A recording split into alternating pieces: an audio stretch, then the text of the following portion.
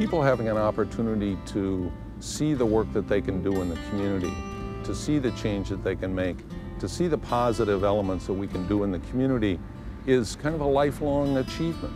Teresa Harris is a very special person.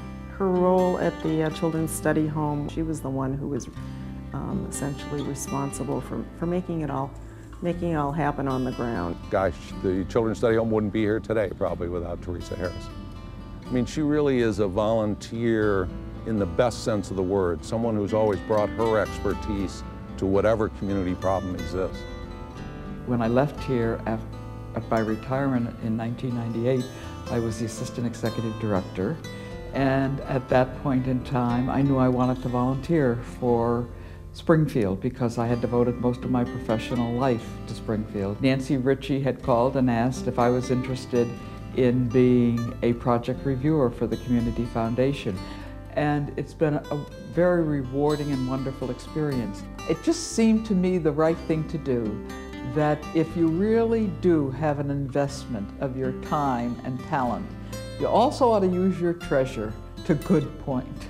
And therefore that's why I established the Teresa A. Harris Fund here at the Community Foundation. Barbara Brame is a wonderful person. She is a wealth of knowledge, largely about the Westfield community. And I got involved with the Community Foundation when I retired about 3 years ago. I do grant reviews as a volunteer and also their scholarship committee and education committee. Westfield as a community is very generous. Barbara's been a long-time volunteer here at Noble, and her volunteerism is really focused on the care of the patient. She's the chairperson of our Patient Care Services Committee and oftentimes takes interest in a lot of the programs and what she can do to help directly work with and improve the care for patients in the community. Small hospitals struggle, and it becomes ever necessary to increase their flow of cash through the generosity of the committee, through grants, through whatever way they can, because they have to keep up with the state of the art and compete with the larger hospitals.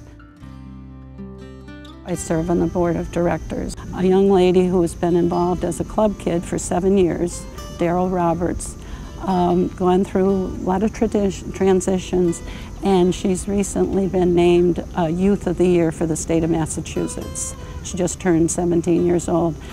That's just one of hundreds of success stories that come out of that building. And the staff and the volunteers that are involved make it happen. So I think by giving, you receive. Oh, there's no doubt in my mind we need more Barbaras and Teresas, and what's exceptional about both of them is that they are willing to help along the next Barbaras and Teresas.